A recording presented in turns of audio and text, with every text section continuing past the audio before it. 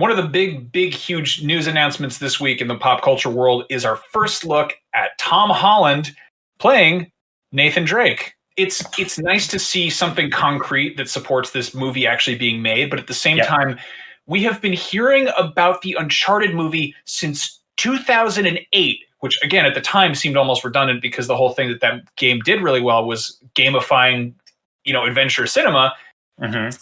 Since that time, we've gotten 6 Uncharted games? Am I counting that right? We got 2, which is in 2009. We got 3, which was like 2011. We got 4, which was 2016. And then there was Golden Abyss, which we can sort of count. And then there was Lost. Okay, so it's 5. But right, five games, which is still to the point that we got one that was called A Thief's End, which was about Nathan Drake, hanging up his necklace or holsters or whatever his iconic article of clothing is, and then passing the torch. And then Lost Legacy was like proving that maybe Nathan Drake isn't the defining thing of Uncharted, and that more people could, be the protagonist of that. Which, of course, brings us to our next part of the conversation: is Indiana Jones 5 is still happening.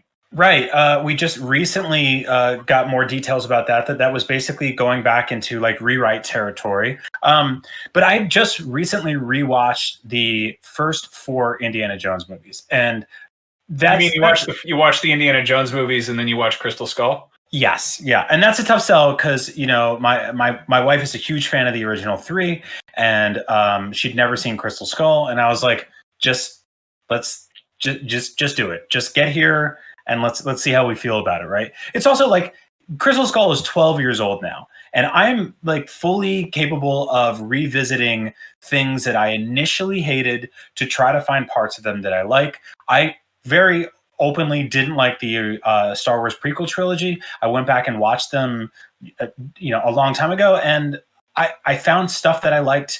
And then I rewatched them last year, and I found even more stuff that I liked. I mean, they're interesting on a really technical level, and also it's Star Wars, so it's like the sky's the limit in terms of getting weird. The Crystal Skull it's not like weird, interesting, bad, or divisive, or whatever you want to call it. It's just safe. Like it's just kind of yeah. No, that's really well put. The issues with Crystal Skull is that it is 50% incredibly safe, 40%. Spielberg's weird alien fetish that had to get shoehorned into that, which isn't even remotely interesting because they're just vanilla Baskin Robbins basic Roswell aliens, and then 10% setting up this entire new thing where Shia LaBeouf is going to be the next Indiana Jones. Yeah, they wanted to like do the retread of Last Crusade, where Harrison Ford would come in as the Henry Jones type and be like, he's going to be the old one. And weirdly enough, rewatching that movie in 2020, where very clearly those Shia LaBeouf Indiana Jones movies never got made, Crystal Skull, spoilers, ends with Indy losing his whip and Shia LaBeouf's character picking it up, or I think it's his hat, I don't know, but I was pretty tired by the end of this, and he goes to put the hat on, and Indiana Jones takes it back, and then it ends. So, like, in the movie that's supposed to set up this character, they don't even set up that character. They just go, we're gonna sunset you from here on out. And I, bet dollars to Donut City won't be the next one. Yeah. But long story short, you can't have Uncharted without Indiana Jones and Tomb Raider and stuff like that, which, again, Indiana Jones.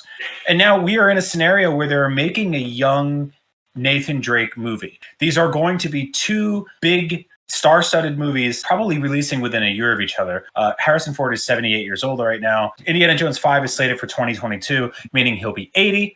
And so you'll have a pocket of people being like, he's way too old to be Indiana Jones. And then you'll have another pocket of people being like, he's way too young to be Nathan Drake. And so we're in an interesting scenario where no one's really meeting in the middle. You have one franchise that's starting fresh, just as one of them is sunsetting. And so thinking about this, I feel like the weight and expectations I have going into Indy 5, especially after 4, and especially after watching the original 3, which are wonderful, excellent, amazing films, super fun. I'm worried about them running this thing into the ground. I don't think there's an opportunity for them to Force Awakens this. This is not really a scenario where you pass the, proverbial baton, aka lightsaber, to a new generation. The only thing that really has me excited about this is that it's James Mangold who did Logan. Yeah. So he understands how to sunset a character properly. Yes. Like he understands how to do that swan song.